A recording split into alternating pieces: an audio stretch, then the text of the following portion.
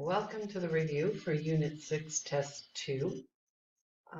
The first one, we're talking about using the distributive property, writing an equivalent expression without parentheses, which basically means I have two groups of x plus 4. So if I have x plus 4, and I have two groups of that, I need a second one here. And then I can put stuff together. So x plus 4, two groups of it would end up being 2x plus 8. And many of you might realize the shortcut. If I have two groups of x plus 4, that means I have two x's and I have two 4s. So that means I just multiply those each piece and I end up with 2x plus 8. Number 2, for which equation is y equal to 7 a solution? A solution means it makes it true. So what I would have to do is I'd have to plug it in and see if it's true. So if I plug in 7 here, is 2 plus 7 equal to 5? Well, no, 2 plus 7 would equal 9, not 5, so that one is not true. If I plug in 7 here, remember 4y means 4 times y, and so 4 times 7, does that equal 28? And it does, and so I do know that is a solution.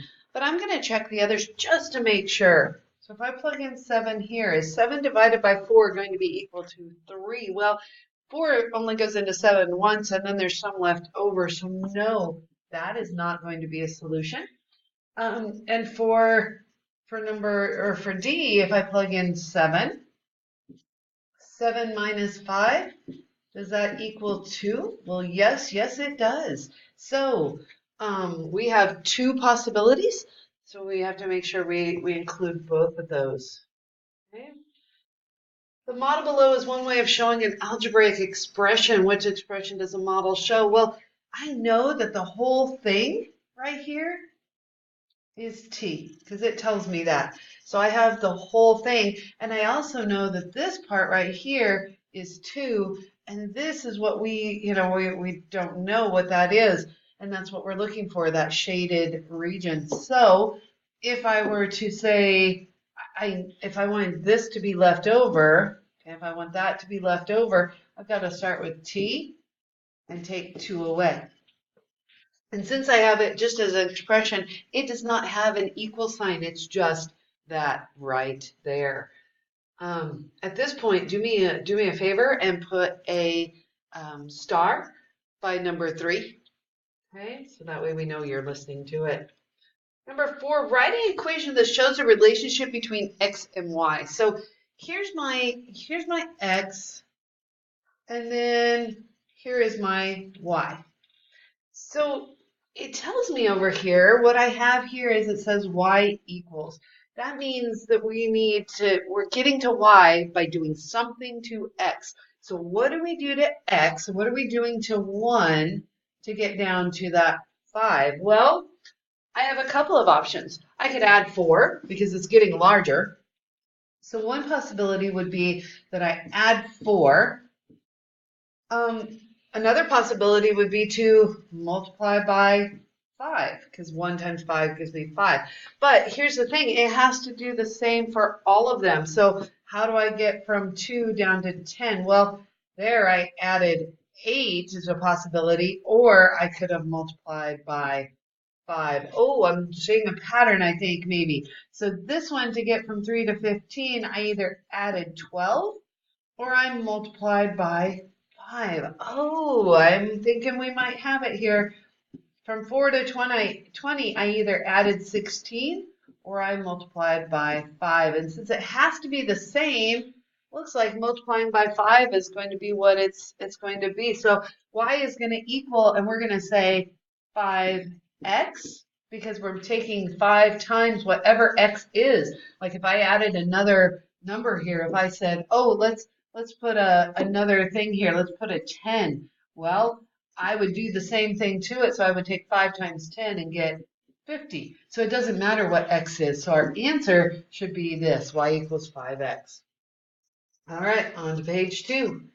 Find the value of 5x plus 2 when x equals 7. So if x is 7, all I need to do is plug that in. I can evaluate it by just plugging in. Remember, 5x means 5 times x, so 5 times 7 plus 2. Well, 5 times 7 is 35, and then plus 2 is going to give me an answer of 37. Okay. Number 6, combine like terms to simplify the expression below. Well, something I notice is I have 4 groups of x plus 5. So that means I have x plus 5, x plus 5, x plus 5, x plus 5. Or I can say, oh, I can multiply that to end up with the 4x. And I could draw it out, but that seems like a long time. And I have 4 groups of that 5 if I repeated myself. So that's going to be plus 20 when I put those all together. And then I have plus 3x still and plus 9. So now I can say, oh, I've got these x's here and here. Whoops, that didn't do. Right here, to where 4x and 3x is going to give me 7x. And then the other being the 20 and plus 9. I don't know why it's doing that. 20 plus 9 is still not doing right. 20 plus 9 to get plus 29. Okay, sorry about that. I don't know what's going on. So my answer should be this 7x plus 29. All right, number 7. Combine like terms to simplify the expression below. Oops, we jumped all the way down. So I have 10x plus 9y minus 4x minus 3y. So here's what I kind of see. I've got this 10x minus 4x. Well, if I take 10x and I take 4x away, I have 6x. And then I also have this, I changed colors. So let's go back. I have this 9y minus 3y.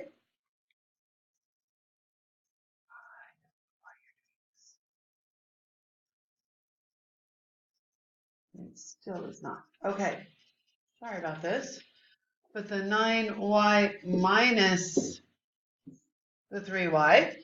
If I have 9y minus 3y, I'm going to end up with 6y.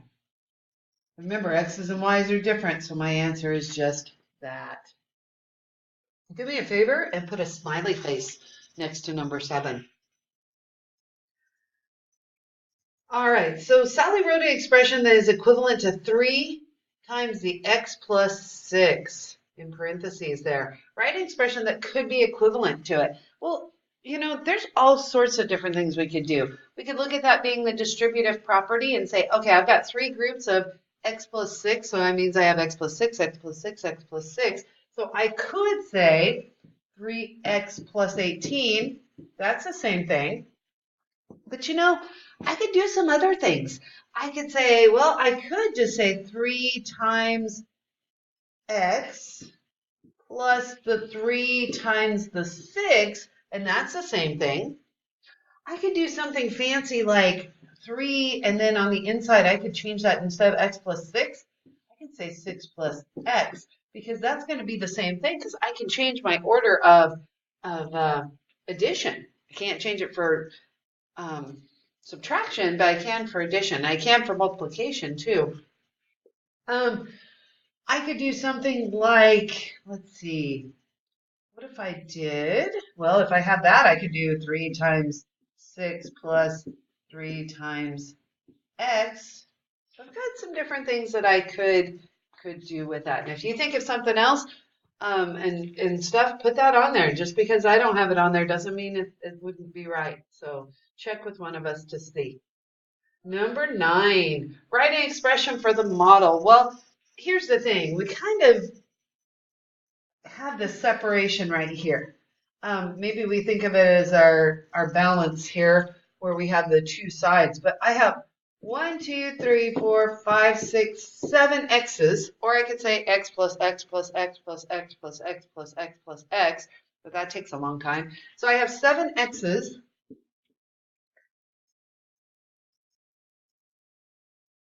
Well, actually, this fish is backwards here. I apologize.